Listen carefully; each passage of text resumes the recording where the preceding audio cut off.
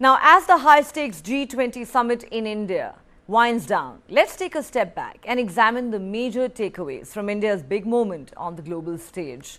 India has pulled off the impossible, bringing all G20 member states on one page and evolving a consensus for the New Delhi Leaders' Declaration. This at a time when most were skeptical and even wondered if there would be a Delhi declaration at all, given the sharp differences among nations over the Russia-Ukraine war and the intransigent positions taken by multiple countries. Taking most people by surprise, on Saturday afternoon, Day 1 of the G20 summit, Prime Minister Narendra Modi announced in the presence of the G20 leaders and delegates the unexpected breakthrough, saying, "I have just got some good news. Due to the hard work of our team and your support, we have achieved a consensus on the New Delhi G20 Leaders Summit Declaration. I propose we adopt this Leaders Declaration," he said, and then with a bang of the G20 President's gavel, he pronounced the adoption of the declaration amidst a thunderous applause. In what clearly marks a huge success for India's G20 presidency, member countries agreed to a joint statement with a consensus on the thorniest issue on the table, the reference to the Ukraine war. The New Delhi Declaration marks a significant departure from the position taken by the United States, the European Union and the G7 countries on the Ukraine war, and dilutes the strong criticism of Russia that was included in the Bali G20 communique last year. External Affairs Minister Dr. S. Jaishankar and India's G20 Sherpa Amitabh Kant said the consensus had come about thanks to the stand taken by Indonesia, India, Brazil and South Africa, consecutive hosts of the G20. Kant also said some 200 hours of non-stop negotiations that preceded the adoption of the declaration were very tough and very ruthless. And in the end, an agreement was reached due to Prime Minister Narendra Modi's determination for a joint statement. The result was that while the Bali statement contained paragraphs containing, condemning and deploring Russia's invasion of Ukraine, the New Delhi Declaration simply refers to deferring national positions of the various G20 members on the war in Ukraine, with a generic reference that all states must refrain from the threat or use of force to seek territorial acquisition against the territorial integrity and sovereignty or political independence of any state. When asked about the climb down by the G7 countries and the European Union, officials said the choice they faced was between agreeing to the final text or having no text at all. When Dr. Jaishankar was asked about the difference between the Bali and the New Delhi declarations, he simply said, "Bali was Bali, Delhi is Delhi." Another major development during this summit was the G20 membership of the African Union that was formally accepted. Prime Minister Modi announced the G20 decision to include the 55-nation African Union, the second regional bloc to join the G20 after the European Union. The Prime Minister said the inclusion of the African bloc would enhance the effectiveness of the G20. Remember, Prime Minister Modi has said time and again that India is the voice of the global South, and inclusion of the African Union into the G20 grouping was entirely his initiative. Another major takeaway from the G20 summit in New Delhi was the launch of a mega India, Middle East, Europe shipping and railway connectivity corridor that was announced jointly by India, the United States, Saudi Arabia and the European Union. The India, Middle East, Europe Economic Corridor, as it's called, will encourage and provide impetus to economic development through enhanced connectivity and economic integration between Asia, the Middle East and Europe. It is being seen as a project that would rival China's Belt and Road Initiative.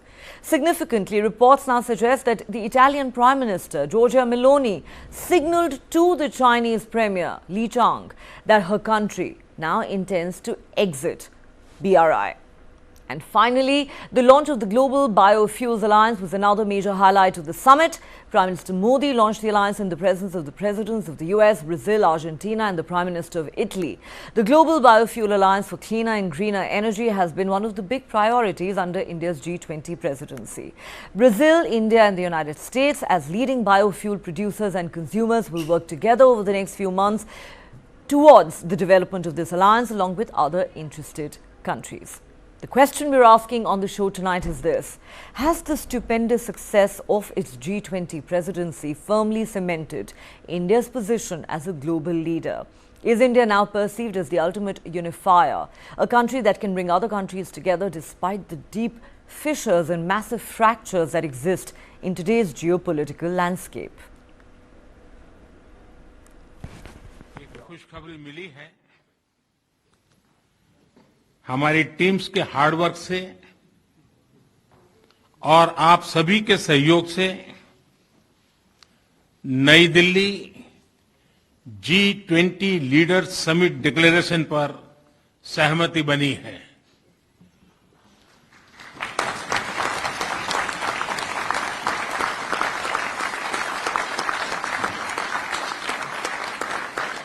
मेरा प्रस्ताव है कि इस leaders declaration को भी adopt किया जाए।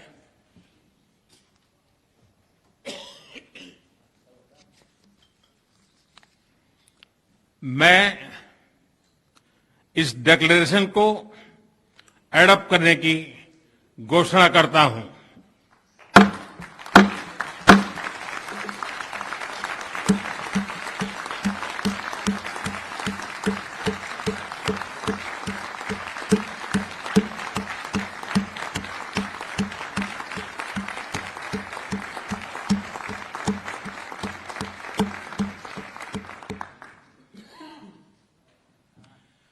इस अवसर पर मैं हमारे मंत्रीगण, शेरपा और सभी अधिकारियों का हृदय से अभिनंदन करता हूं, जिन्होंने अथाक परिश्रम करके इसे सार्थक किया है और इसलिए वे सभी अभिनंदन के अधिकारी हैं।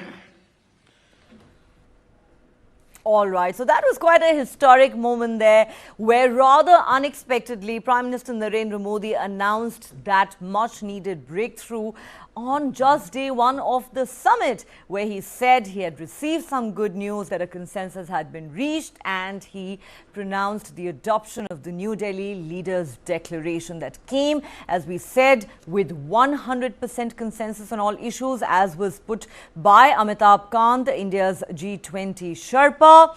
This despite all the skepticism that had existed, with many even wondering if there was going to be a declaration at all. So what does this really mean going forward, not just for the G20, but for India's role in today's geopolitics and global diplomacy? Let's dissect this with our panel of guests. Joining me on the show tonight is Ambassador Meera Shankar, former Indian Ambassador to the United States. We also have with us Ambassador Shashank, former Foreign Secretary of India, and completing the panel is Ambassador Suresh Goyal, former Indian diplomat. Thank you so much to all three of you for joining me on this special G20 edition of Global Lens. Ambassador Meera Shankar, let me start with you. Were you as taken aback as the rest of us were when in the middle of the summit on just day one, on Saturday afternoon, Prime Minister Modi announces before all the G20 leaders and delegates and indeed the world that an unexpected early breakthrough had been achieved, and as I said at the start of the show, almost the impossible had been pulled off by New Delhi. A consensus finally emerged, and there was indeed a New Delhi Leaders' Declaration adopted at the summit with, as Amitabh Kant said, 100% consensus on all issues. Who could have thought New Delhi was actually in a position to bring all countries on one page on the thorny issue of Ukraine? Do you believe, ma'am, I want to ask you two questions straight away, that the reference to the Ukraine war in this declaration is a big departure from the position of the United States, the European Union and the G7 nations? Is it in that sense a major concession by them and perhaps definitely a big diplomatic win for India? Yes, I would say I was not surprised, even though this does not in any way reduce the difficulty of the challenge that India had to bridge the gap between these two antagonistic blocs, the US and the West on the one side, and Russia and China on the other. Because I was always optimistic that the world has too much invested in the G20 as a grouping, which straddles two divides, the East-West divide as well as the North-South divide. It's the only grouping which brings together such a diverse group of countries and helps the achievement of a consensus across these divides. So I was optimistic that at the end, after going down to the very wire, we will be able to get consensus language. And yes, I think the US and the West have been more pragmatic on the language that was used with regard to Ukraine, because you don't have any criticism, you don't have any condemnation of Russia, as was the case in the Bali Declaration. And if you see where the starting positions were, the West was insisting that there can be nothing less than the Bali language, which had been, accepted at Bali. And on the other hand, you had Russia and China saying, well, much water has flowed under the bridge since Bali, and the conflict today has intensified with the West providing more sophisticated equipment to Russia, to Ukraine. And this means that it's a whole new ball game. And China insisting that there could be no references to geopolitical issues in the G20 statement. So I think at some level, all countries climbed down. India was helped greatly by the emerging countries, Indonesia, Brazil, South Africa. They agreed on the draft language and then, put it across to others as a consensus. Russia accepted it. And once the West and Russia had accepted the language, I think China had to fall in line, because it would not have wanted to be isolated on the issue. So I think that it's been a very delicate task, demonstration of deft diplomacy. And at the end of the day, it showcases India's ability to bridge ideological divides and bring countries together on a common platform. I couldn't agree more with you. In fact, I earlier spoke to the spokesperson for the UN Secretary General, Stefan Dujarric, for his comments on the New Delhi Leaders' Declaration. And the one thing he said repeatedly is that India is today seen as a major bridge builder in the world. And I think that really is a massive tribute to the diplomatic heft that India carries today and what it's managed to pull off at the G20 summit. As I keep saying, it's almost as if New Delhi has pulled off the impossible. Ambassador Shashank, let me come to you now. We're all well aware, sir, of the deeply entrenched positions that existed on all sides. You had the United States and the G7 nations that said that nothing short of a strong condemnation of Russia's invasion of Ukraine would do as far as the declaration was concerned, that it would at least have to be on the lines of the Bali Declaration, which did contain strong criticism of Russia. Then you had China, which said there should be no reference to Ukraine whatsoever. And then there was Russia, which threatened to block the New Delhi Declaration on the eve of the summit if its viewpoint on Ukraine was not included. Now, from there, we've come to a point where everyone came together and put their stamp on this declaration, which actually makes no reference whatsoever to Russia. It talks about the Ukraine war. It talks about the need to respect the territorial integrity and sovereignty of other countries. It speaks against the threat or use of nuclear force. but not a single mention of Russia. So as a seasoned diplomat, I'm going to ask you this question very plainly. Apart from the fact that this is a massive diplomatic win for India as a G20 host, which had a very unenviable task on its hands, do you believe that it is in some ways a win for Russia, with the West having granted a massive concession? Well, firstly, I agree with Ambassador Meera Shankar that this was a great achievement for the Indian leadership and the Indian diplomacy. Where people worked extremely hard, as our Sherpa mentioned, and they persisted, started building consensus from a smaller group of troika, then kept enlarging it. And then I think they really used all the tools of diplomacy, patience and hard work, and really kept going at it.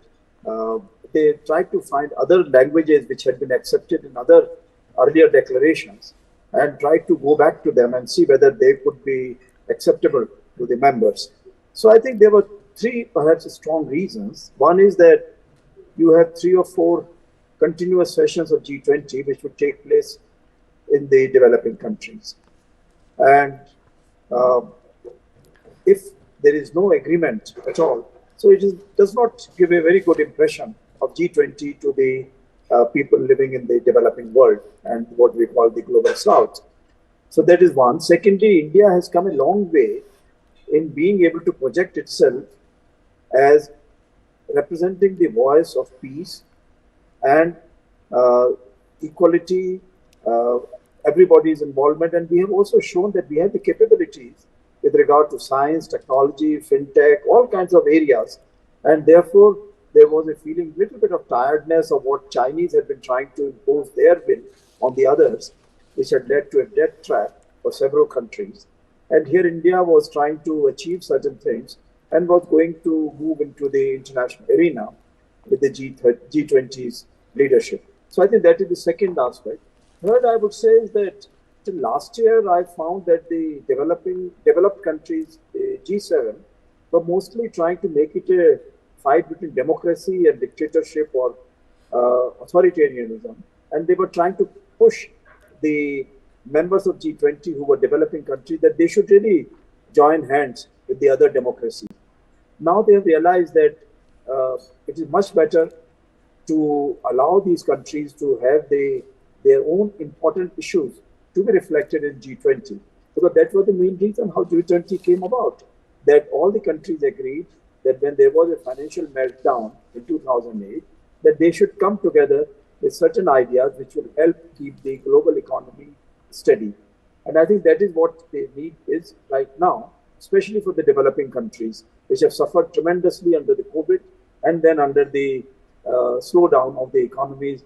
And now the Ukraine war, that the food, fertilizer, energy are not available easily. They're all volatile markets. So I think there are all these international situations that it has been agreed that we must keep G20 relevant.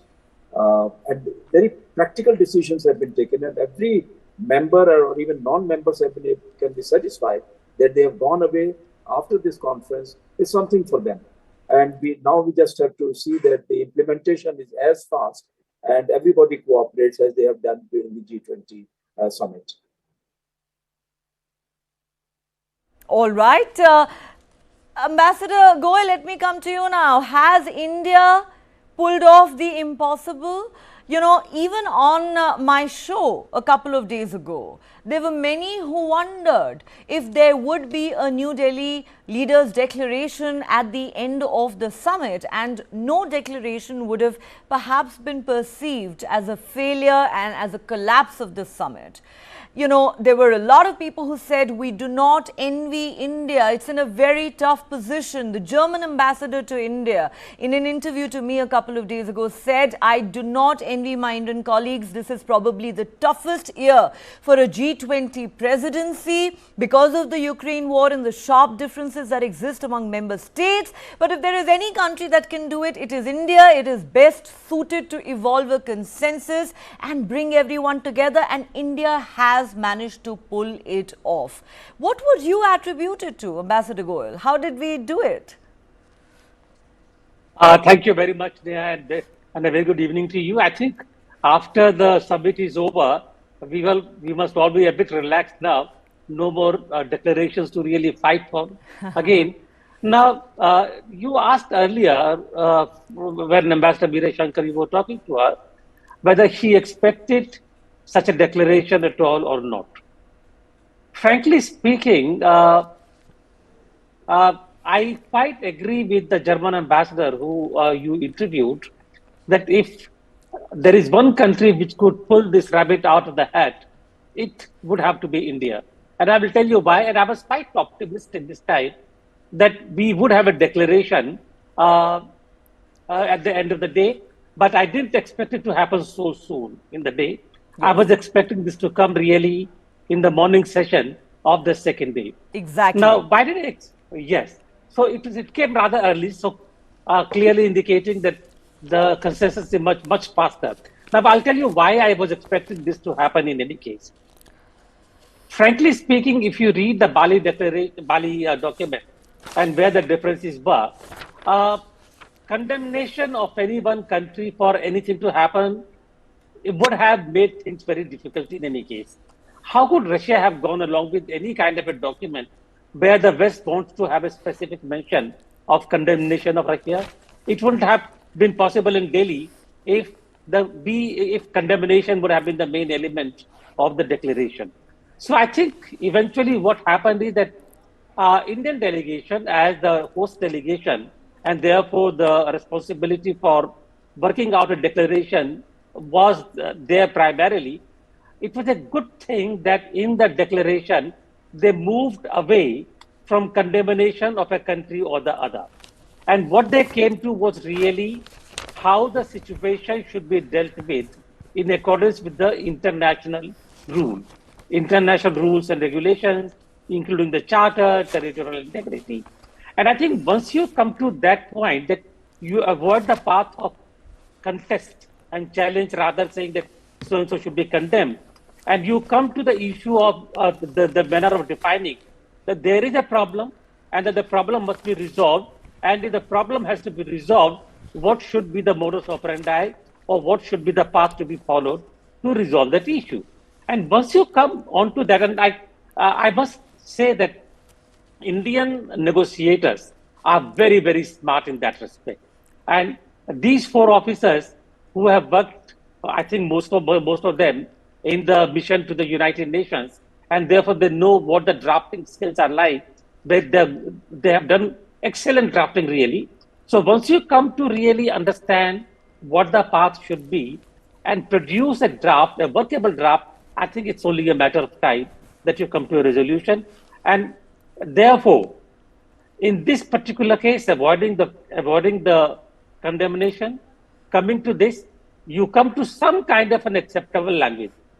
However, there is still something, because like you said, that eventually if there is something and the West continues to insist on condemnation of Russia in the document, it still would have been a no-go. I think really should have happened is that you come to an acceptable language. It is not the best thing really which everybody can accept, but ultimately having come to the maximum, the delegation heads, right, in this particular case, I think the Prime Minister, the President, etc., whenever there was a chance to really exchange views, and they must have talked to each other and understood that condemnation will be a no-go situation. USA understood it.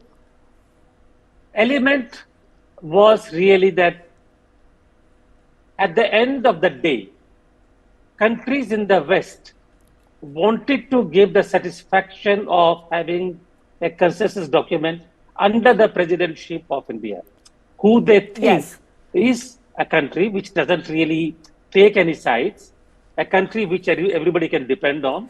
And it was very clear from the beginning that this is what Prime Minister Modi wanted. That is exactly what's been made clear by India's negotiators, including External Affairs Minister, that for India, There had to be a Absolutely. consensus. Nothing short of it would have And worked. So I'll and come that back to you, Ambassador. I'll come back to you, Ambassador. Let me now go back to Ambassador Meera Shankar and Ambassador Shashank. I want to put this question to both of you, starting with you, Ambassador Meera Shankar. Of course, kudos to India's negotiators led by the G20 Sherpa, Amitabh Kant, who's done a stellar job, whose team has done a stellar job in pulling off the impossible, in drafting this amazing declaration, which eventually came to fruition. But Ambassador Shankar, Amitabh Kant has said some very interesting things since the adoption of this declaration. He says that this was preceded by 200 hours of non-stop negotiations that were very tough, very ruthless. In the end, an agreement was reached due to Prime Minister Narendra Modi's determination for a joint statement. He says he negotiated with China and Russia only on the last day, but significantly he says that once we had arrived at what we thought was the final draft, the choice before the delegates was this: you either accept this text or there will be no deal at all. That India was very clear from the beginning that there could be no footnotes, there could be no split paragraphs, there could be no chair's summary. There had to be one declaration with everyone coming on board and 100% consensus. And very interestingly, Amitabh Kant says, in the end, I pulled in the weight of Prime Minister Narendra Modi. I told the delegates, now if you have a problem, your leader can talk to my leader. Was it in the end the weight of Prime Minister Narendra Modi that carried the day for India? Ambassador Shankar? I think what carried the day for India was that there was a consensus on the language between the emerging economies, the Brazil, South Africa, Indonesia, India. If four of them come together and advocate certain language, I think it becomes more difficult for others not to accept. And Japan, as the chair of the G7, also played a facilitating role, taking the language to the G7 to persuade them to accept it. And I think the West and the US president had also made this clear, that they wanted the summit to be a success. They wanted India to be successful as the chair of the G20, and did not want the Delhi Declaration to fall by the wayside. So you had a lot invested. And one point I would like to draw your attention to, by asserting universal principles of not undermining the sovereignty and integrity of states by force, non-use of nuclear weapons, peaceful resolution of disputes. I think these universal values apply as much to China's behavior on India's boundary as to the war in Ukraine. So that's a subtle, message, because all countries have to commit to abide by these principles and the rules of international law, not just Russia and Ukraine, because we have been facing intrusions on our border, from China. So that, I think, is one of the virtues of having universal principles declared. Yes, Russia would be happy with the language. It does recall the Bali Declaration. It says recalling the resolution adopted at Bali, but it doesn't reiterate that language, and it provides Russia some space, though the actual situation on the ground is quite bad for Russia because, of the intensification of the conflict, more sophisticated weapons being given to Ukraine, and a counteroffensive launched by Ukraine going on right now. So I think looking forward, it does talk about the peaceful resolution of conflicts and a durable and just peace. So you're looking at something which is recognizing that at the end of the day, there should be negotiations to end the conflict. It's not going to happen with one side or the other prevailing militarily. Eventually, both sides will have to find their way to the negotiating table. And I think the good thing, the good message that comes from the summit is that the international community and the international leaders who were present here were willing to show the statesmanship to insulate their differences over Ukraine, recognizing that the compelling global challenges the world faces can't brook this kind of dissonance because they require cooperative and collaborative action by all countries. Well, certainly we've seen cooperative and collaborative action by all the G20 member states in the adoption of this declaration, with India displaying very strong and effective leadership. I think there is no doubt about that. Ambassador Shashank, let me come to you at this point. You know, it's funny in some ways. The French president said today in his address at the G20 summit that this particular summit shows that Russia's isolation in the world is now complete. And at the other end of the spectrum, you had the Russian Foreign Minister Sergei Lavrov actually saying that, you know, we are so glad that India did not allow geopolitics to hijack the G20 agenda, and now you know, we know that Western hegemony is not going to work any longer. You know, you would almost, I say it's funny because you would almost wonder if these two leaders were present at the same summit, whether they're referring to the same summit. But this happens in geopolitics. I guess every country will interpret the outcome of a summit based on its own worldview. But more seriously, at the end of the day, what, according to you, is the one factor that truly clinched the deal in New Delhi's favor? Ambassador Shankar says, yes, the language and the principles articulated in the declaration are important because those are things that most countries agreed on. But at the same time, the fact that there was not a single reference to Russia, as I keep saying, is a climb down by the West.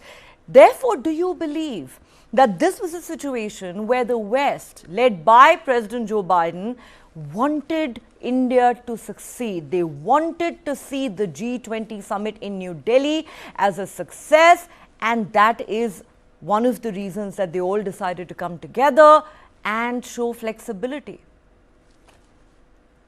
I think Chinese delegation helped in some way with President Xi staying back home. And secondly, the Chinese media projecting all the time that the declaration will not come out, the conference will be a failure, no geopolitical, geostrategic issue can be included in the G20 declaration. So I think perhaps other people, they all got convinced that they should work together to make sure, find some language which would be acceptable to everyone, to include the geopolitical issues, but to somehow make sure that the Chinese are not able to object to it. So I think in a way, I would say that it is hard work by the diplomats, there is no doubt about it. But at the same time, at the leadership level, there was a clear-cut indication that India's time has come to become a leader of the Asian countries, to become a leader joining hands with all the countries of the world. So I think that is why there are all these other issues which have come up, the biofuels alliance, the connectivity corridor, green corridor, linking us with Europe through West Asia. So I think these are all kinds of things which have all fallen in place. So I think there is a great victory in that geopolitical issues have been put, but in such a way so that French president can be satisfied, the Russian foreign minister can report back to President Putin that he has done very successfully and he should now be given a pat on his back for what he achieved in G20.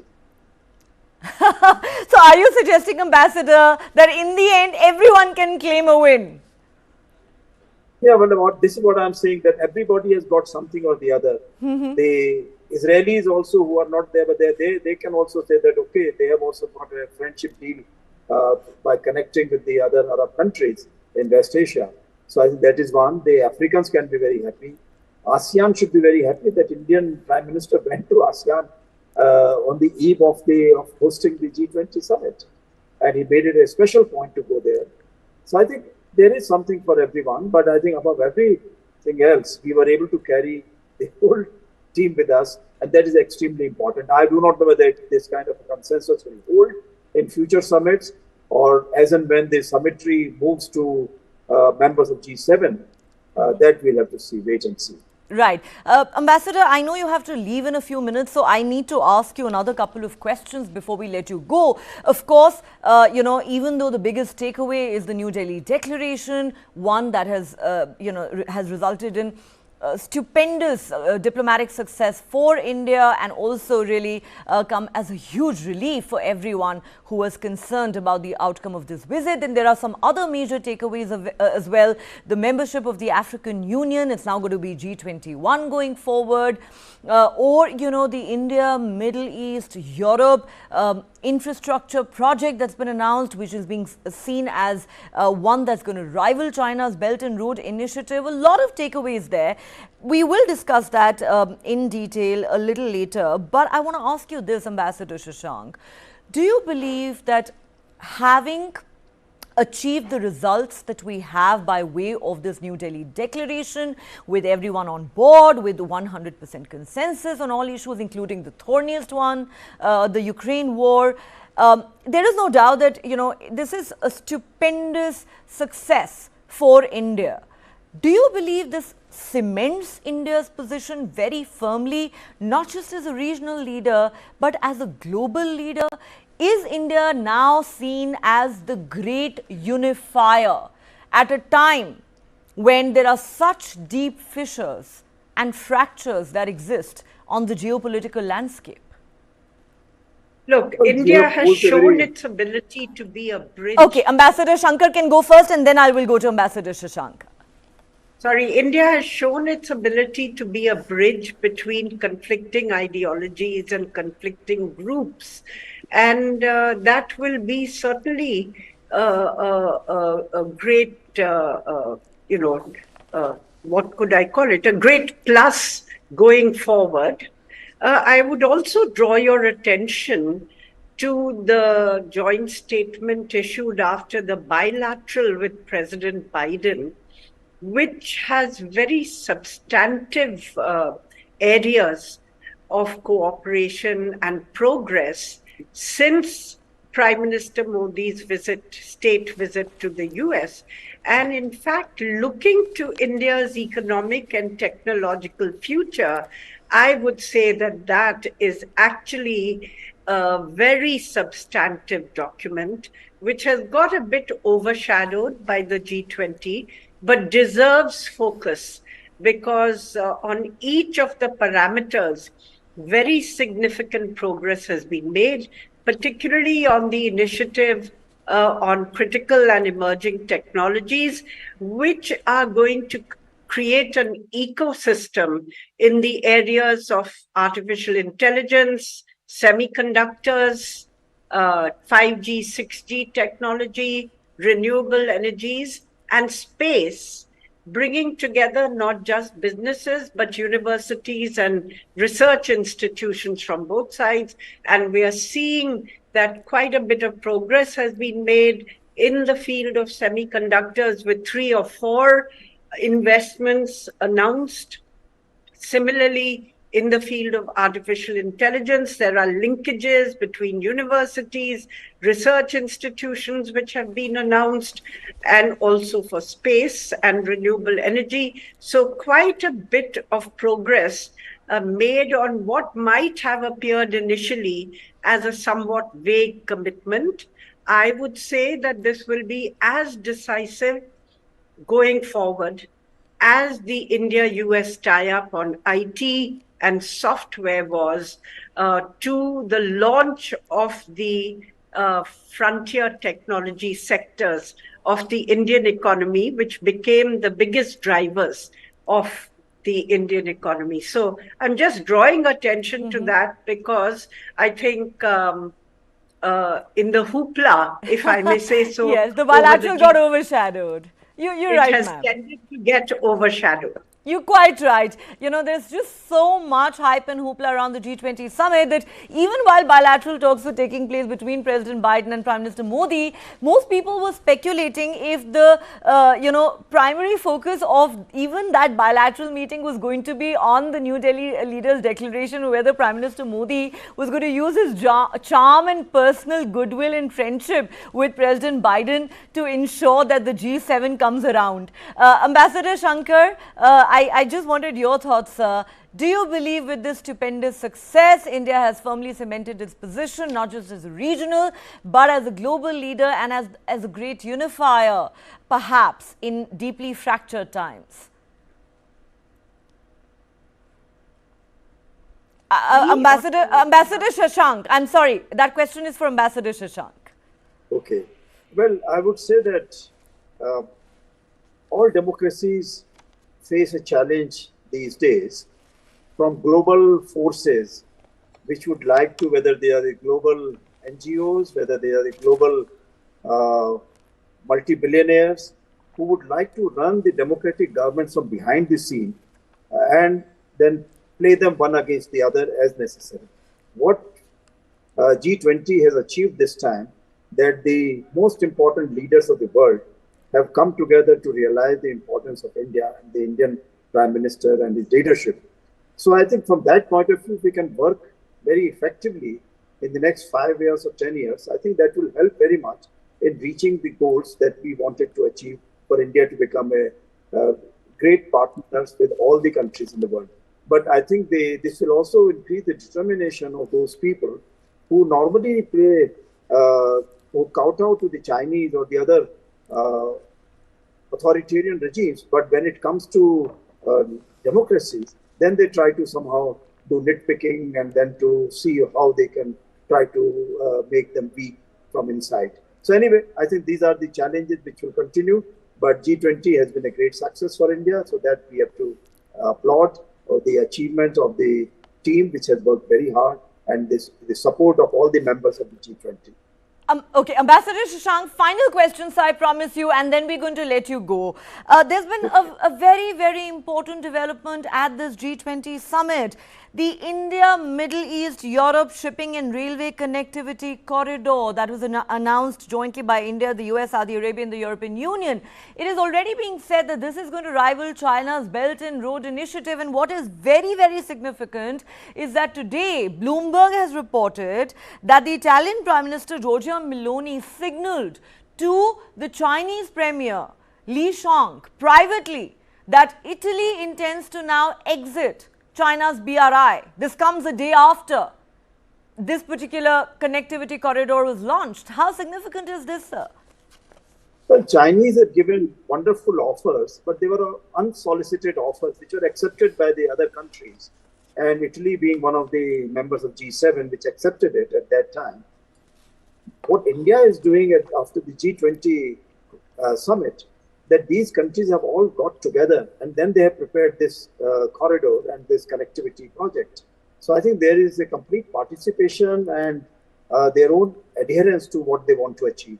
Secondly, the multimodal transport, this is also a very important concept, so that you increase your capacities and build up not only for transportation of goods, but also for digital material and for all kinds of green energy and other things. So therefore, it becomes a very important scientific achievement also for new technologies to be used in this corridor. All right. On that note, Ambassador Shashank, thank you so much, sir. As always, a pleasure talking to you. Thank you for your time and perspective on what has been, such a huge story here in India. Thank you. Thank you, sir. All right, Ambassador Goyal, coming to you now. Two questions very quickly. Number one, do you see India's stature and role in global diplomacy and geopolitics becoming much bigger now going forward in the wake of the G20 success that we've had, which many were hoping we wouldn't? And number two, what do you make of this India, Middle East, Europe connectivity corridor, which is already being seen as, a rival to China's BRI? How significant is it? Quickly, and now let me hope that I can be very quick on these two issues. As far as India's status is concerned in the wake of success in G20, I saw some reports in the morning. One came from Ukraine, where they have already proposed changes in the declaration on the language of the paragraph regarding Ukraine, etc. Then came a statement from Jack Sullivan, where he talked about Russia really saying that Russia will have to something of kind that Russia is responsible for establishing peace in the region, etc., etc. And then press conference by Lavrov. Now, sense I get from all these really is that while there was an understanding on the language in the declaration, the issues regarding the actual situation in Ukraine has not been resolved. It continues. And therefore, the success of India really in getting a declaration is quite different from the situation in Europe. Therefore, I would say that yes, India's status in terms of bridging the gap and getting the countries together has improved. India stands very tall today, particularly because of the diplomatic skills that we have. But in terms of being able to resolve the situation in Europe, I would still go with what EAM Jaishankar said, that it is a European problem. Europe will have to deal with it, and we better really leave it to them to resolve it. It's an old problem of the Cold War, which has remained.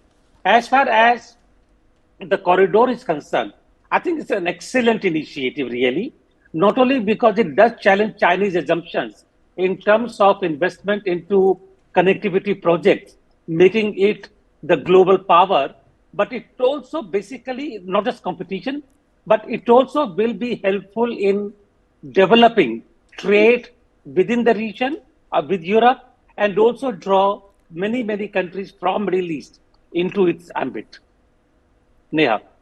Thank you for that, sir. We'll come back to you in just a moment. Ambassador Shankar, let me come to you now. Of course, it's interesting. Ambassador Goel says that, India's External Affairs Minister has said the Ukraine war is a European problem. But I think it did become India's problem and a huge headache for India on the eve of the G20 summit. Now we can all heave a sigh of relief. But ma'am, if we could just look at some of the other big takeaways. One big one, as I have said already, is the India, Middle East, Europe shipping and railway connectivity corridor. Do you believe this is going to rival China's BRI? Also, very significantly, reports suggesting that the Italian Prime Minister has conveyed to her Chinese counterpart that her country intends to exit the Belt and Road Initiative. Do you believe that will be a major setback to Beijing? And is this another major win, not just for India, but for all the countries involved?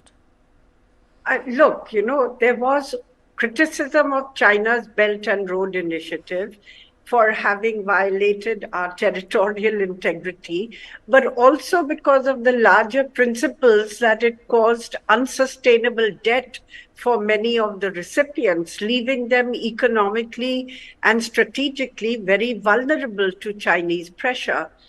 But at the same time, the international community was not putting its money where its mouth is, because one is to criticize, but the other is, if this is the only option, developing countries will go for it. So the very good thing about this initiative, which is part of the global initiative on infrastructure launched by the G7, is that for the first time, the G7 is recognizing the need to put money on the table for developing infrastructure in developing countries if they are to compete with China's Belt and Road Initiative.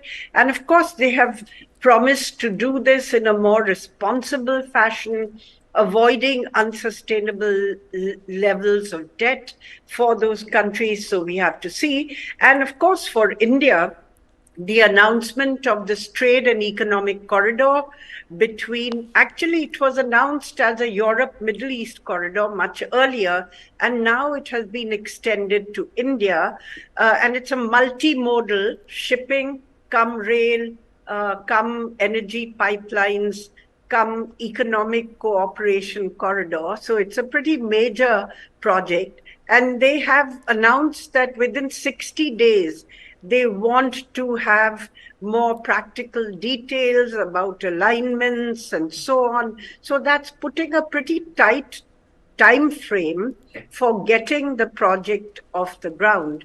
I think for India, the Middle East is a major trading partner, major energy partner, and going forward, of course, strategically important because a large number of expatriate Indians live in these areas, and there has been a significant intensification of India's strategic and economic relationship with this region. Hopefully, if these connectivities get off the ground, there may also be a peace dividend, or it would help these societies to look at the transition to a post-oil and gas economy, as well as handle or reduce perhaps tensions with Israel in the region. So I think there could be multiple benefits which would flow from this. But looking beyond this, I think the G20 declaration has very substantive issues which it has covered, including how to accelerate the Sustainable Development Goals, how to deal with the debt rescheduling for heavily indebted developing countries post the pandemic and the war in Ukraine, a green initiative which includes tripling renewable energy by 2030 and doubling the financing available for adaptation. So pretty major decisions there, and reducing greenhouse gases by 43% by 2030, moving on to net zero by 2050 for many countries. It also looks at reforming the multilateral development institutions, particularly the World Bank and the IMF, because the kind of resources they have today are nowhere near the magnitude of resources required by the world to deal with the challenges of climate change, shifting towards renewable and greener energies, and the challenge of meeting the Sustainable Development Goals simultaneously. So it looks at refunding or recapitalizing these institutions. And one simple proposal, for instance, change in the capital adequacy ratio could bring, for instance, $200 billion additional dollars over a decade for the World Bank. So many substantive proposals on the table. And then the issue of digital public infrastructure as a means of financial inclusion, creating a regulatory framework for cryptocurrencies, and the final issue of women's empowerment, reducing the gender gap in terms of employment, reducing the gender digital divide, and empowering women to be part of the decisions on climate change. So fairly substantive recommendations on a range of global issues, which are going to prove major challenges for the world going forward.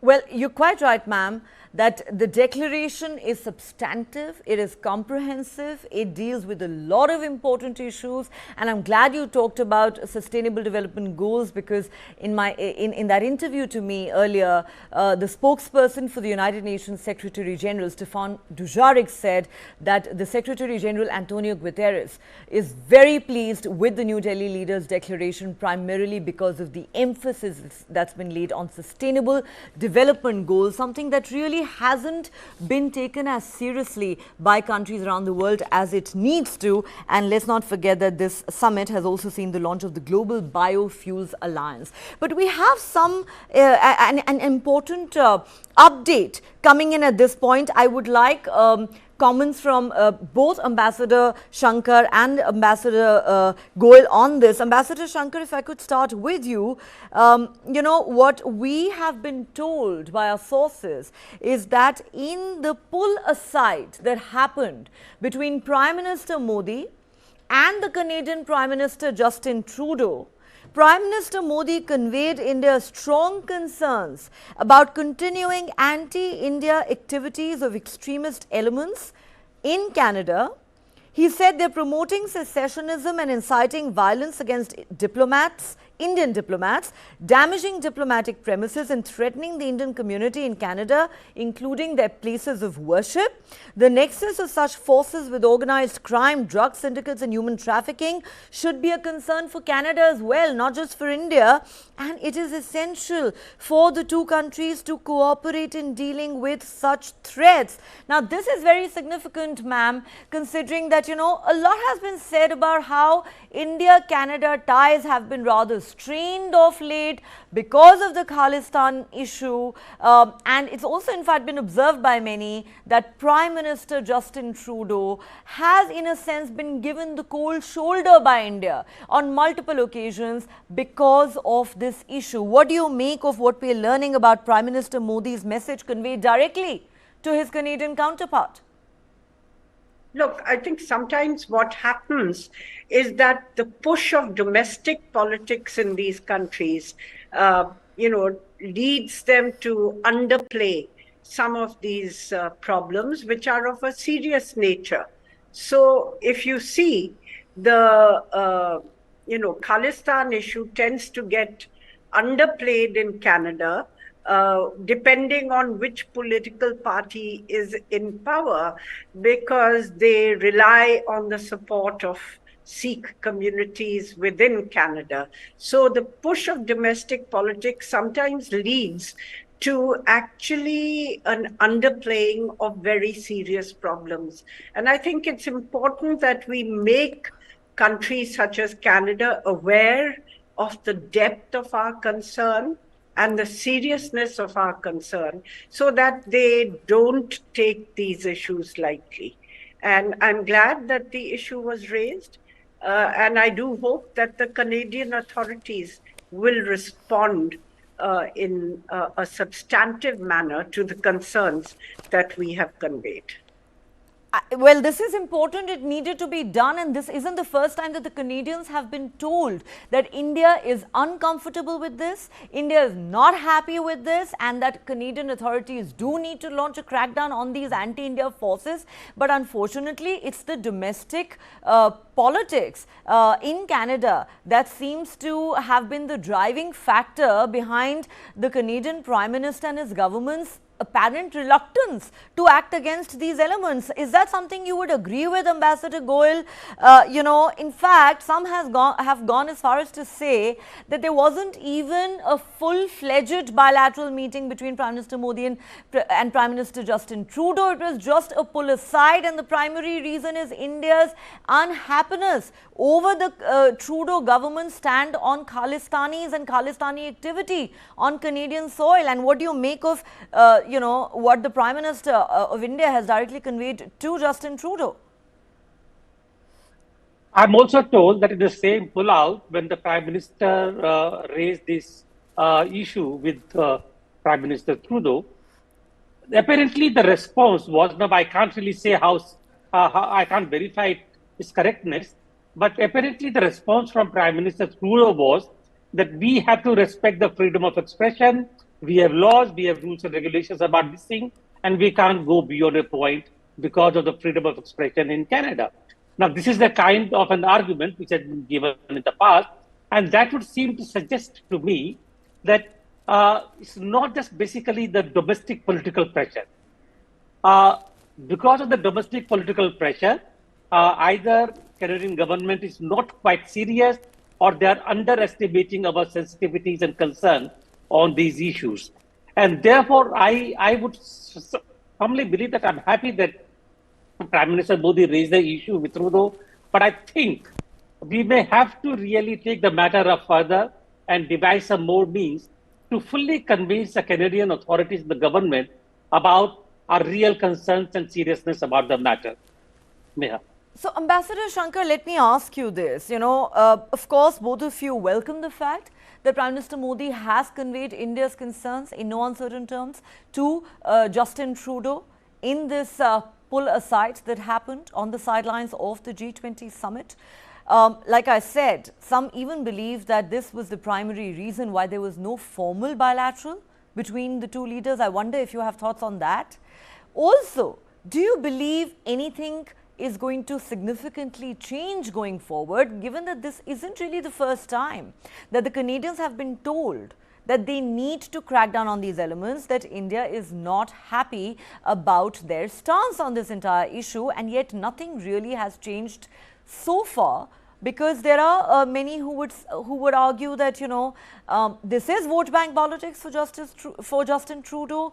Not only are a lot of these elements part of his core support base, he's even been accused of giving space to some very prominent Khalistani supporters in his government.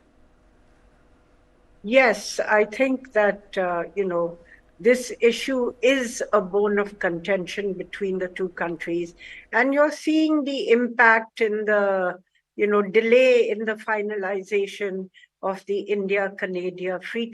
Canada free trade agreement, because I think India is signaling that this is something which is difficult to pursue while such serious issues are brushed under the carpet, and it will impact the rest of the relationship. It's not as though the rest of the relationship that can then proceed in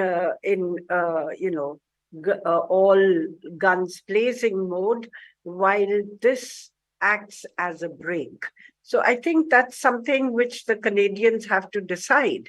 Do they want to build the relationship with India, or do they want to put it, onto slow mode? It is for Justin Trudeau to really reflect on, and these are two of the most vibrant democracies in the world that we are talking about, and you certainly cannot allow extremist forces to carry on campaigning and indulging in violence, all in the name of freedom of expression, because that is really the argument that a lot of these countries have taken refuge behind, isn't it, Ambassador Shankar? We've heard this from the UK authorities in the past, and we hear it from Canadians all the time, that this is about freedom of expression. We are a democracy, we allow protest. Well, we are the world's largest democracy, India. We allow peaceful protest too. But what if we were to give space to anti-Canada, anti-UK forces here in India in the name of free speech? Surely they would strongly object, and therefore they need to be sensitive to India's concerns. And this isn't just about somebody making an inflammatory speech somewhere. This is about vandalism that we've seen. This is about attacks that we've seen on India's embassies and high commissions in these countries. We've seen threats, death threats being issued to our top diplomats in these countries and their families. This is a very serious matter. Look, I think you have to draw the line at violence, because that is a breach of the law. And violence against our diplomatic missions, violence elsewhere in religious institutions, threats against our diplomats. These are clearly violations of not only Canadian domestic law, but also international protocols. More recently, I heard, the UK secretary basically saying that, yes, this is an issue which they take seriously, and it is primarily a threat for the UK itself, or a concern for the UK itself, because they can't have people resorting to violence and breaking the law within their own country. And I would hope that Canada would find a way to draw the line at violence and at the, violent activities of these groups. And I'm glad you brought up UK, because even though, UK's record in this area hasn't been exactly stellar, but at least, the British Prime Minister, for example, on this visit, did say that we are not only sensitive to and alive to India's concerns, but we take them seriously. It is a matter of concern for us too, because it, after a point, it does become a matter of law and order. Like you said, you have to draw the line at violence. We cannot allow something like this to happen on British soil, and we are doing much more to deal with these elements. In fact, recently it was also announced that they've earmarked a certain budget that will be, in a sense, used to, as was put by the authorities in the UK, to understand the Khalistan issue better and to perhaps launch some sort of a crackdown on these forces. So at least you have to give some credit to Prime Minister Rishi Sunak, who expressed, his sensitivity towards India's concerns and said, we take it seriously and we are doing something about it, as opposed to Justin Trudeau, who chooses to look the other way. Well, I would hope that Canada would be more responsive and would take a leaf out of the book of some of its allies who have understood India's concerns better and are responding in a more sensitive manner to these concerns. I have to leave now, so I'm going to leave it at that. All right, Ambassador Shankar, it's been a pleasure talking to you, ma'am. Thank you so much for your time. All right. So, as we said, this is some big development that has happened in the last hour or so. We have been told that Prime Minister Modi, in his brief talks with the Canadian Prime Minister Justin Trudeau, and this wasn't a formal bilateral meeting, but what is described in diplomatic terms as a pull aside, Prime Minister Modi conveyed India's strong concerns about continuing anti-India activities of extremist elements in Canada. Justin Trudeau, the Canadian Prime Minister, was told that these elements are promoting secessionism and inciting violence against Indian diplomats, damaging diplomatic premises and threatening the Indian community in Canada and their places of worship. The nexus of such forces with organized crime, drug syndicates and human trafficking should be a concern for Canada as well. It is essential for the two countries to cooperate in dealing with such threats. So this has been categorically conveyed to Prime Minister of Canada, Justin Trudeau. The question is his government going to take this seriously? Is the Prime Minister of Canada going to take this issue seriously? All right, let's now cut across to Bharat Mandapam, where Prime Minister Modi is delivering his closing remarks as the G20 summit winds down. मैं Brazil के राष्ट्रपति और मेरे मित्र the president Lula da सिल्वा को and हार्दिक शुभकामनाएं देता हूं De Silva. और मैं उनको And now I प्रेसिडेंसी का गेवल सौंपता हूं।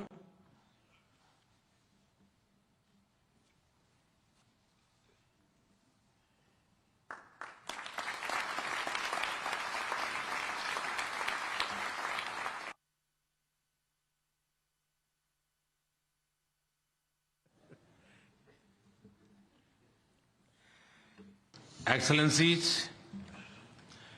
जैसा आप सब जानते हैं, भारत के पास नवंबर तक G20 प्रेसिडेंसी की भी जिम्मेदारी है।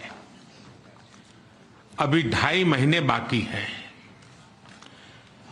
इन 2 दिनों में आप सभी ने अनेक बातें यहां रखी हैं, सुझाव दिए हैं, बहुत सारे प्रस्ताव रखे हैं।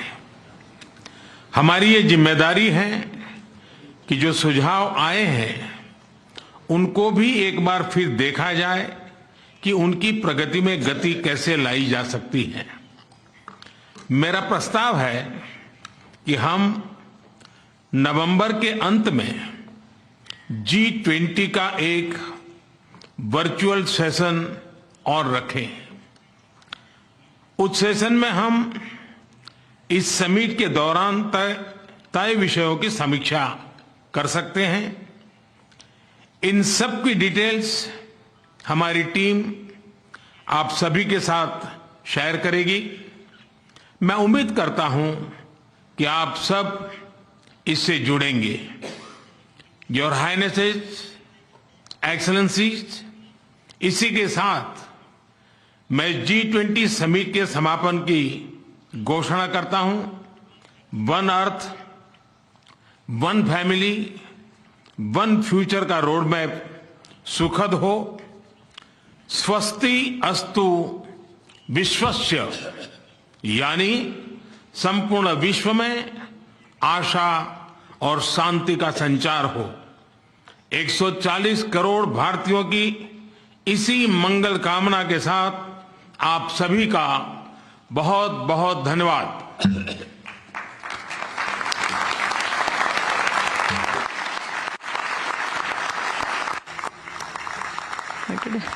Economic governance have not been laid.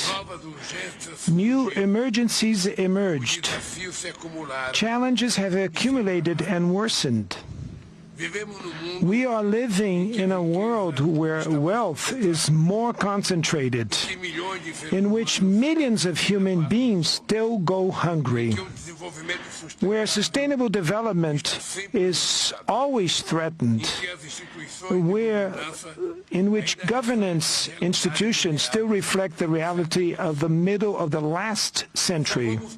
We will only be able to face all these problems if we address the issue of inequality.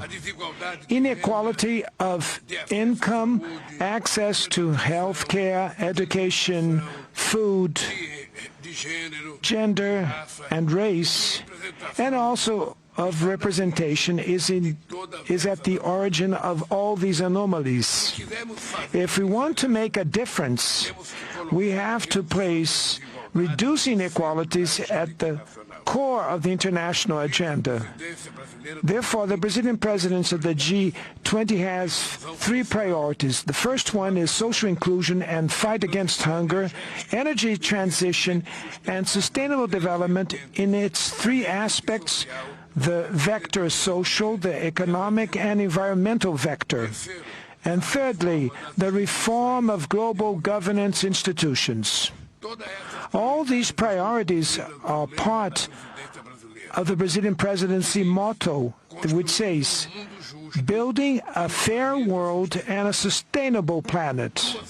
Two task forces will be created: the Global Alliance Against Hunger and Poverty and the Global Mobilization Against Climate Change.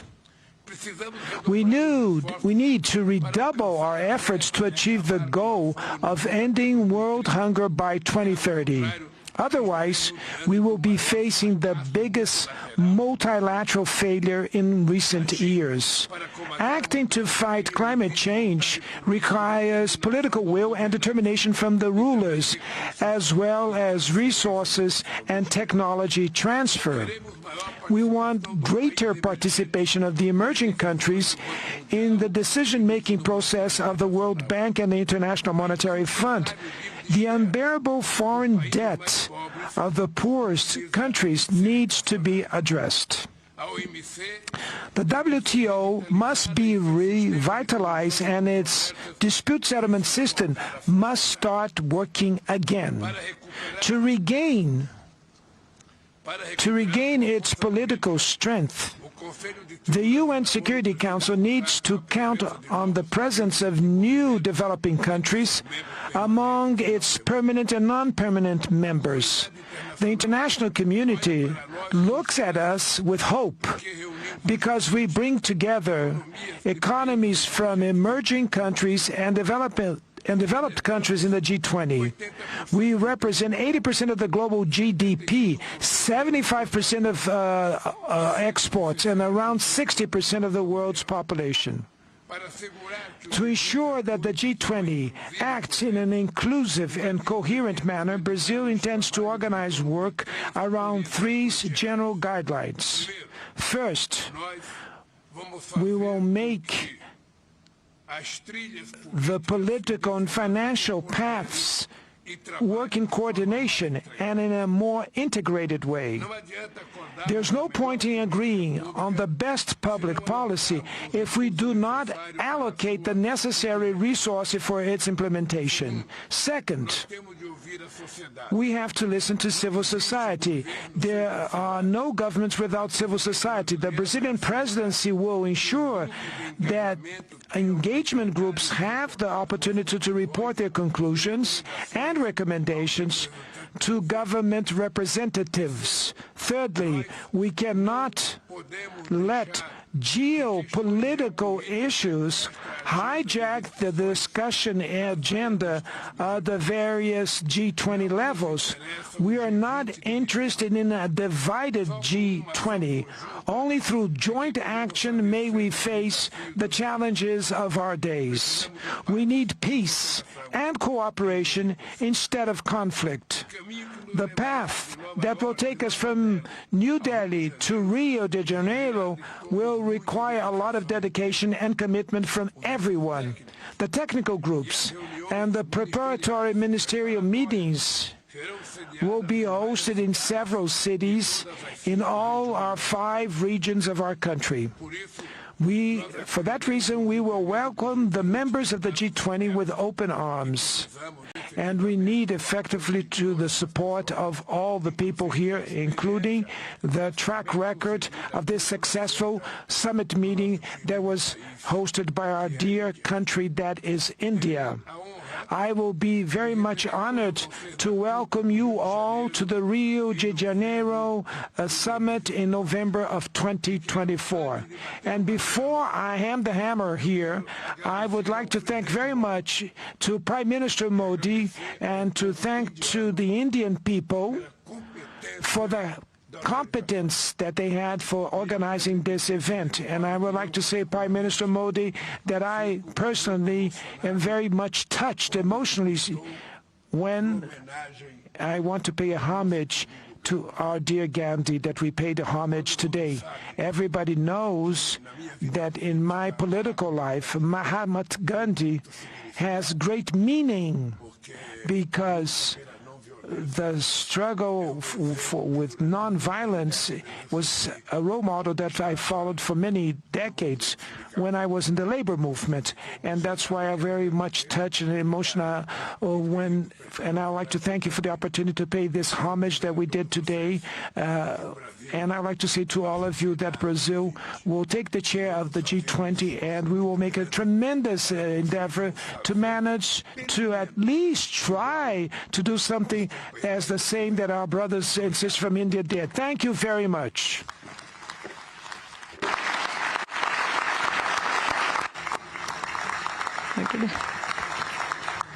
Just a concept. It's people's lives, it's people's jobs. Can't have the stability that is essential to global prosperity and economic growth. Countries in the G20 are all different, but it's the search for those common rules that brings us together.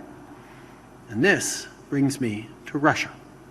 Not only is Russia's brutal invasion of Ukraine criminal and unacceptable, and killing thousands of people, it's also creating energy and food insecurity around the world.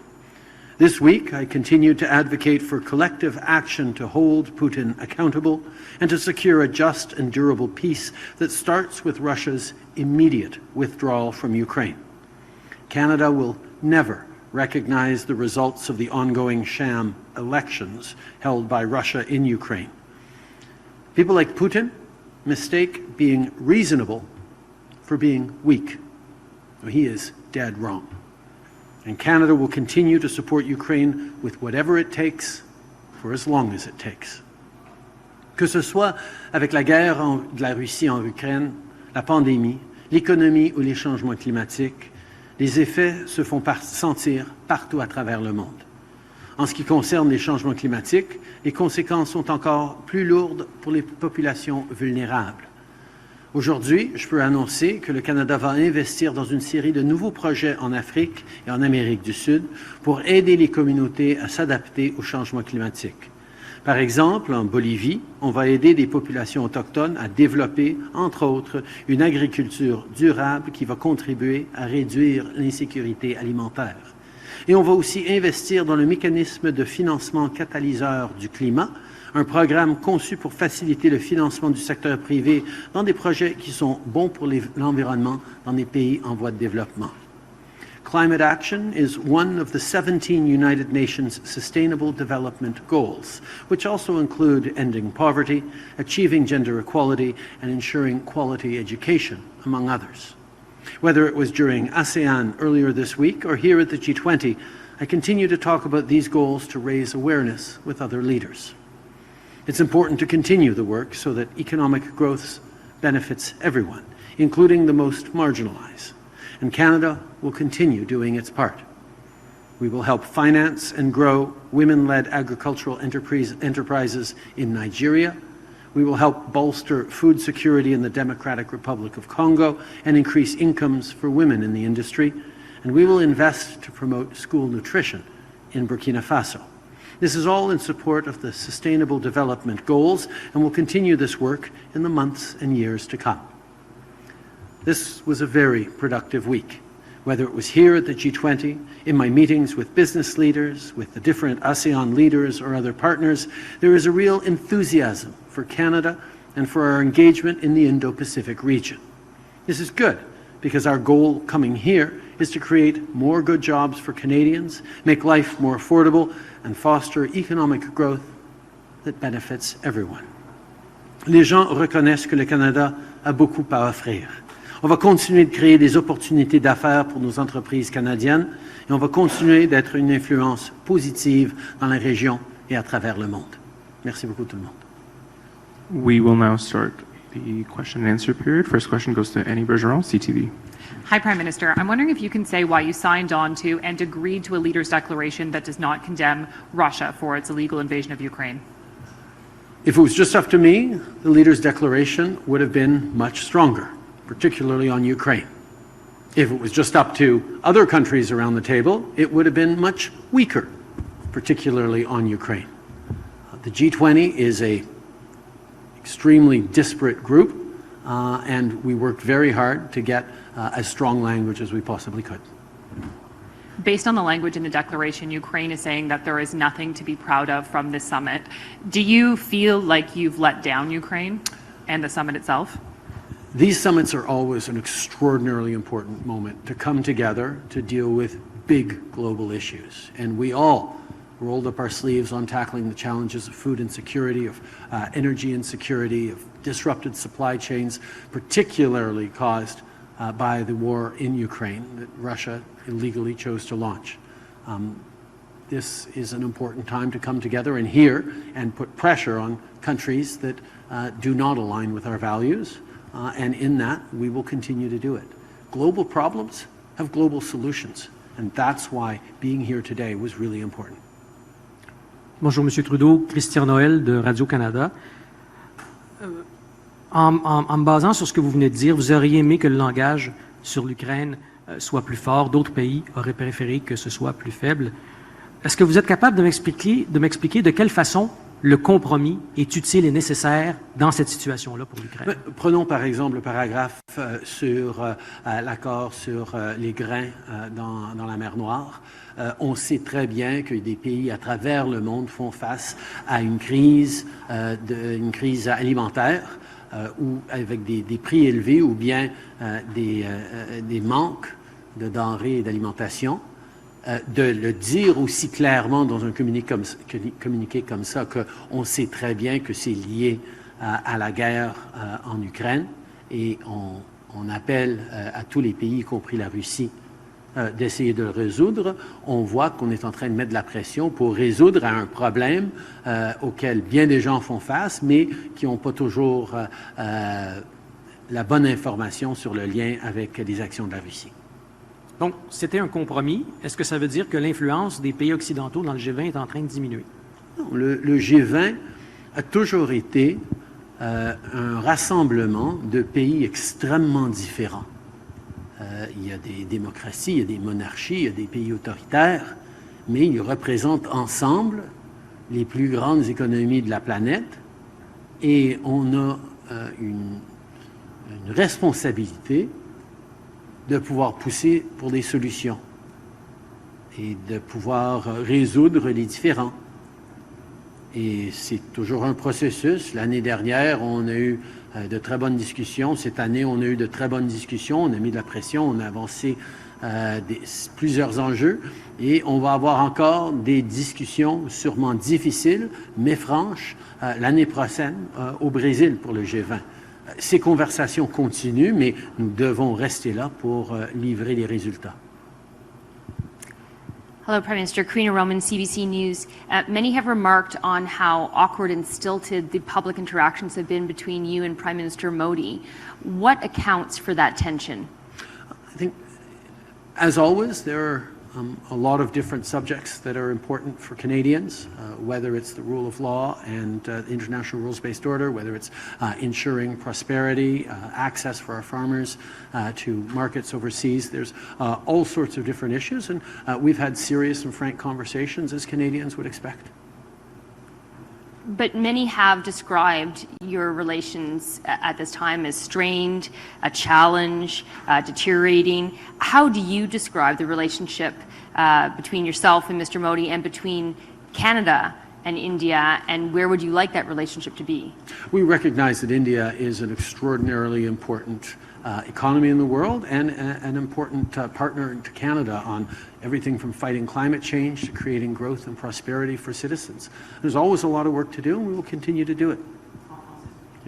Nous reconnaissons à quel point c'est important de travailler avec l'Inde pour créer de la prospérité, pour s'assurer de la lutte contre les changements climatiques, pour assurer accès à nos agriculteurs au marché indien.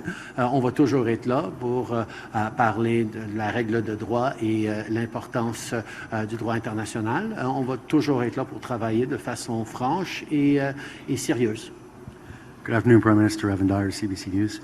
Could you describe what you discussed today in your pull-aside with Prime Minister Modi? We talked about how important it was for this G20 to be the success that it was.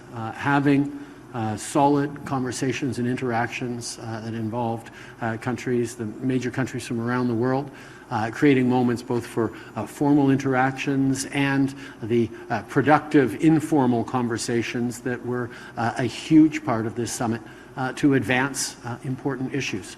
We also talked about the range of issues that matter, whether it's climate change or the rule of law or issues facing Canadians and Indians. G20 summit in New Delhi, which has been termed as a massive success, has finally concluded.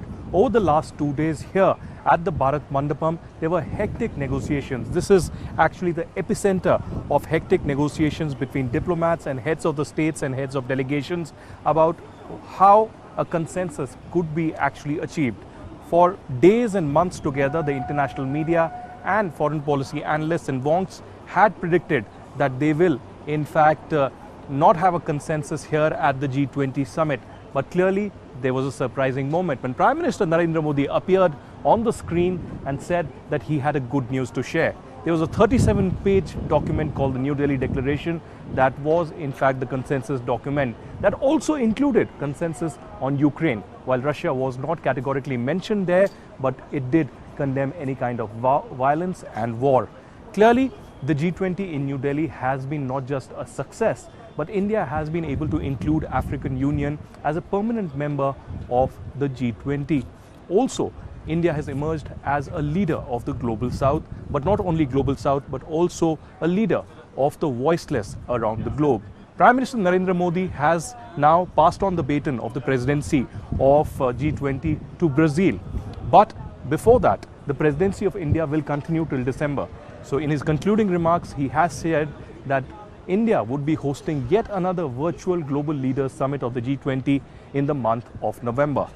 India certainly is making big power push at the G20 summit and clearly reflecting a new India, a new wave of foreign policy, a realignment of sorts, and with several multilaterals on the sidelines of the G20. Certainly here from Bharat Mandapam, the G20 has been a massive success, not just for Modi and Jaishankar, but for the entire country. And top diplomats in the country say that this is Modi ka magic in combination with Modi ki guarantee. Reporting from Bharat Mandapam, the venue for G20 in New Delhi, This is Aditi Raj Kaul with video journalist Govind. Work of the G20 members representing the global south. With the Indian leadership, those members have been striving to make their interests considered in the agreements that the G20 had been discussing, and they were made part of the declaration. The agreements that have to touch upon the scope of activities, the remit of the G20, is essentially about the global south wanting to strengthen its role in global governance mechanisms so that they adequately reflect its share in global affairs, including in the economy, where BRICS has already surpassed the G7 countries in terms of their GDP. The declaration outlines the tasks of reforming the International Monetary Fund, the IMF. Frankly speaking, if we take an honest look on quotas and votes, the Americans wouldn't have had the blocking veto power that is preserved artificially. This summit will give a positive impetus to the effort to reform the IMF, the World Trade Organization. This is something the declaration stipulates directly. These efforts are hindered by the United States and its allies. In the same vein, an emphasis is placed on the need for the West to comply with its years-long promises that have been undelivered on, including on technology transfer. There is a very clear cut-out task, and the developing countries will not tolerate being put before the false choice, fighting poverty or investing into climate change. This is a false alternative, and naturally the tasks of social and economic development take precedence. The declaration also stipulates the need to deliver on the promises to transfer technologies to the global south countries, not only exporting commodity materials and then receiving costs from added value. The West also has long ago promised giving $100 billion per year to prepare economies to counter the negative consequences of the climate change. Nothing of that has been done. The declaration also mentions all those tasks that need to be done in accordance with the long-standing promises in order to ensure a balance of interests in the global economy. It is a long way to go, but this summit has been a milestone from the point of view of giving a clear guiding star for us to follow. Another thing I would like to mention in particular is the active role of the Indian presidency that has genuinely consolidated the G20 members, probably for the first time in its history. I mean the G20 countries from the global south. Our BRICS partners, Brazil, India, China, South Africa, have been particularly active. And thanks to this consolidated position taken by the global south countries to uphold and protect their legitimate interests, have caused the West to be unable to Ukrainize the agenda to the detriment of the discussion of the tasks facing developing countries. They call it the Ukrainian paragraph. It is part of the consensus, but it's not about Ukraine.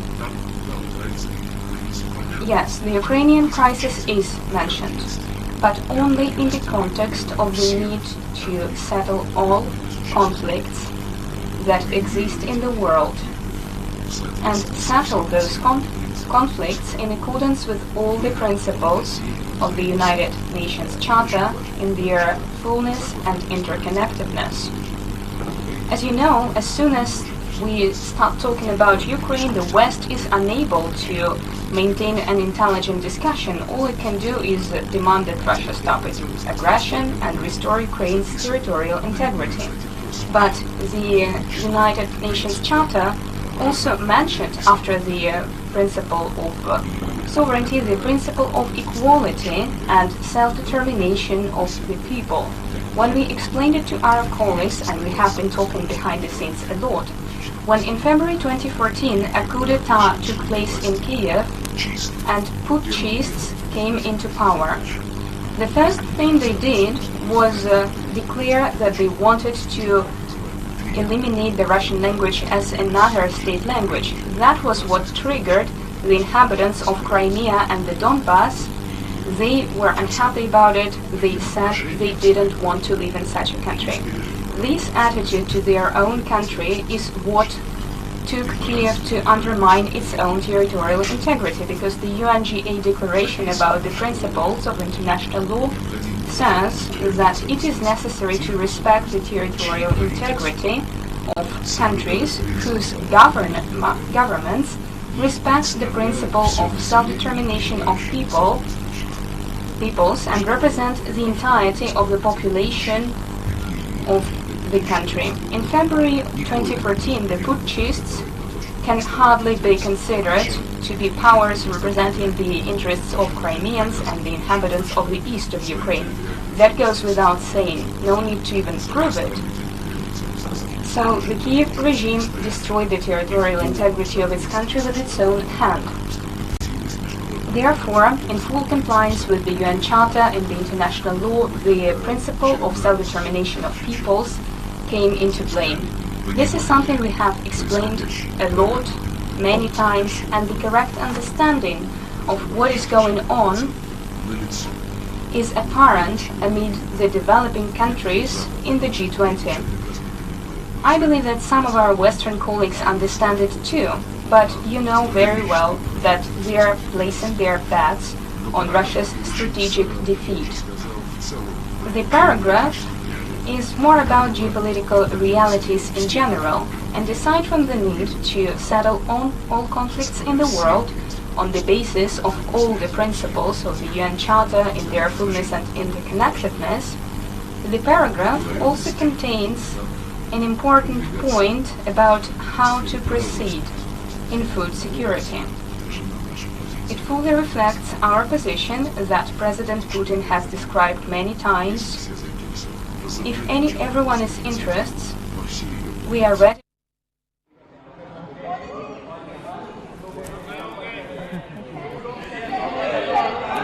All right, that is Prime Minister Narendra Modi back at Bharat Mandapam, this time at the media center, the International Media Center, to greet the journalists who have been camping there for the last 2 or even 3 days to cover the mega G20 summit. The Prime Minister there, this time waving at and smiling at the journalists who are gathered here at the International Media Center at Bharat Mandapam in the heart of the national capital to cover the G20 summit.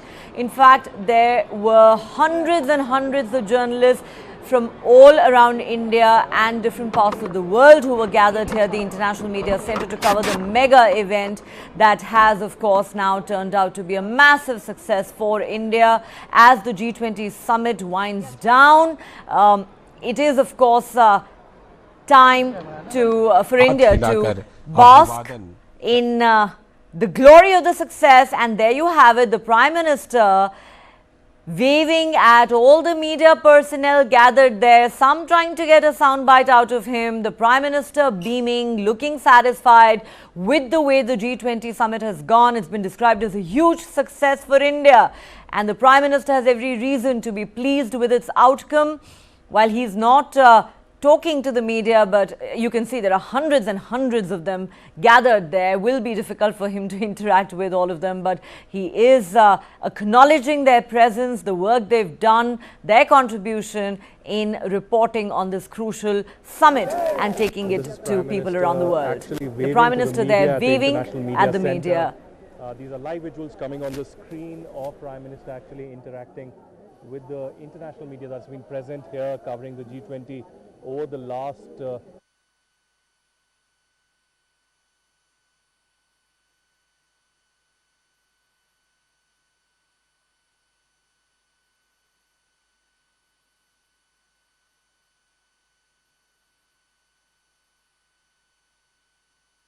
All right, so the beaming Prime Minister there, waving at the media, both Indian and international media that's gathered in large numbers over the last 3 days. They've been there, camping there at the International Media Center since before the summit actually got underway yesterday. They've been there for the last 3 days, covering every major development, every event that's taken place over the last couple of days, every meeting that's happened, every decision that's been made, every announcement that's been made, and of course the mega New Delhi leaders declaration. They have taken it to their readers and viewers all across the world, explaining to them the significance of the G20 summit and everything that has been achieved at this historic summit here in New Delhi. The Prime Minister acknowledging the contribution of the Indian and the global media in that respect, waving at the gathered journalists, both reporters and camera persons, smiling at them, waving at them, acknowledging their presence, their contribution in covering this summit and taking it to people around the world.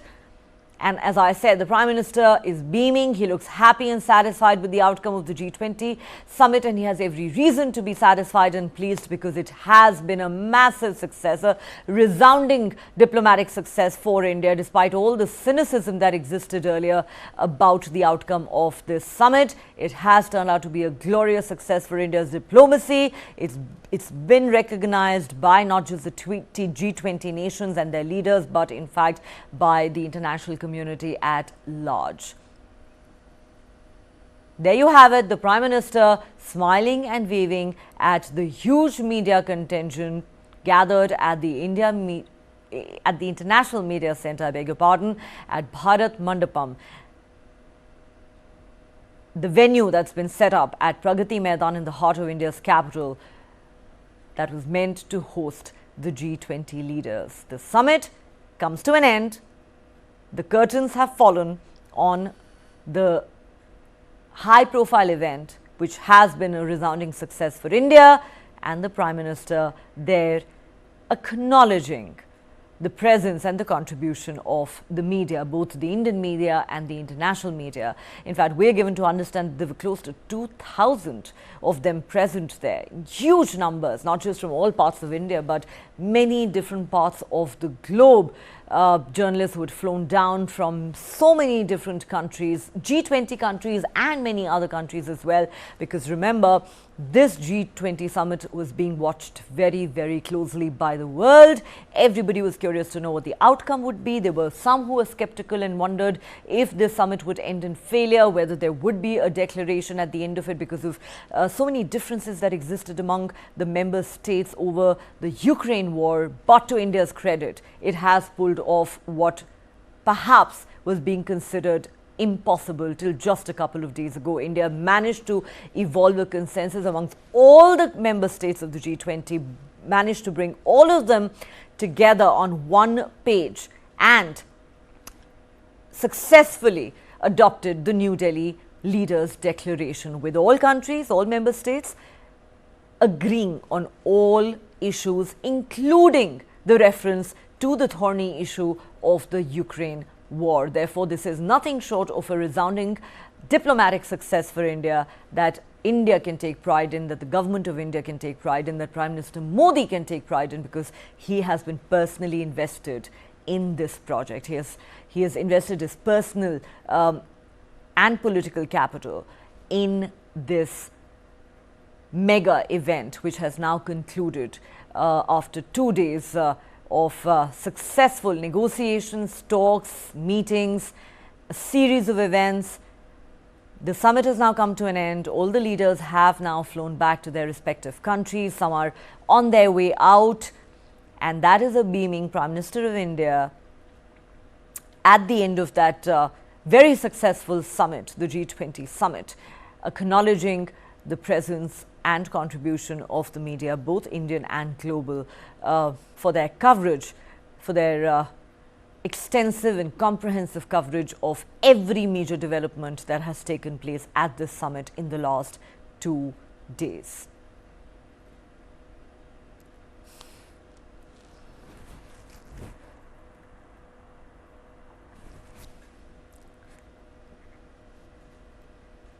Some journalists, of course, tried to ask questions of the Prime Minister.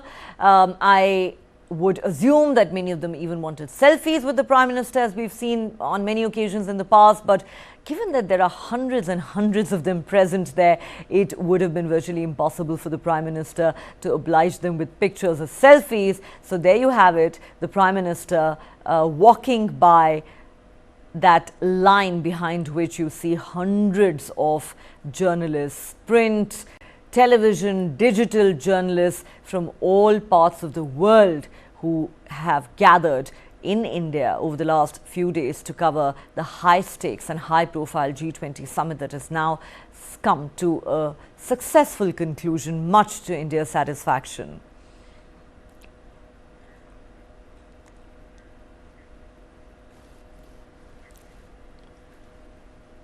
All right, the Prime Minister there, waving at the media, smiling at them, acknowledging their coverage of the successful G20 summit. Let's now go across to the speech that was delivered earlier today by the Turkish President Erdogan. Listen in.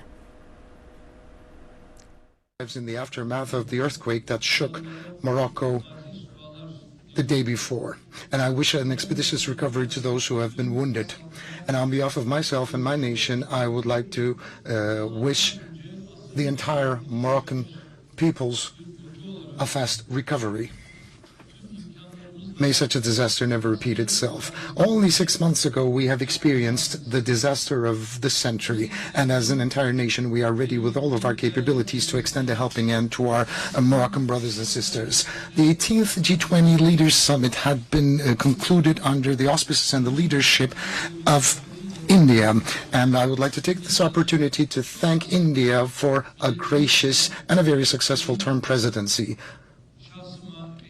I would like to thank His Excellency Prime Minister Modi for the gracious hospitality that was shown to my personal self, my spouse, and my entire Turkish delegation. And I would like to extend my gratitude to all of those involved in the realization of this summit.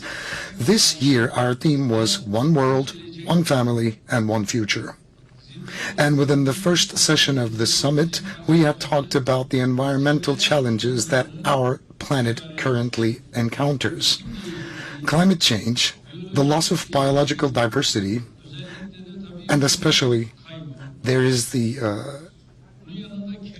dimension of extensive pollution, is a trio of challenges which we can feel even more profoundly now. From the forest fires to the floods, from drought to global warming, on a vast array of disasters, we can see the destructive results of what we are experiencing. Fundamentally, Turkey has a very limited liability in terms of the greenhouse gas emissions. But despite that fact, as Turkey, we are deeply concerned about the future of our country, of our world, and of the entire human race. And that's why we are assuming our responsibilities. We are committing to the Paris Agreement, along with our 2053 net zero emission initiative, and with our objectives within the framework of green growth, and we are contributing in the most significant fashion possible amongst other global powers. We are taking very concrete steps forward in order to expand the renewable energy resources, and we are also investing in hydrogen and nuclear power. In terms of renewable installed energy capacity, we are ranking number 5 in Europe and 12th on a global scale. As a result of the measures we had taken, we've managed to stop greenhouse gas emissions of around 90 million tons on an annual basis, thanks to the steps we had taken forward in the field of renewable energy investments. And we have doubled our objective to bring our emissions down to net zero by the year 2053. And in terms of fighting against erosion and desertification, we are one of the leading countries on a global scale. We are going to create a Turkey that is more livable, the air of which is more breathable. And we're also working for a world bearing those qualities.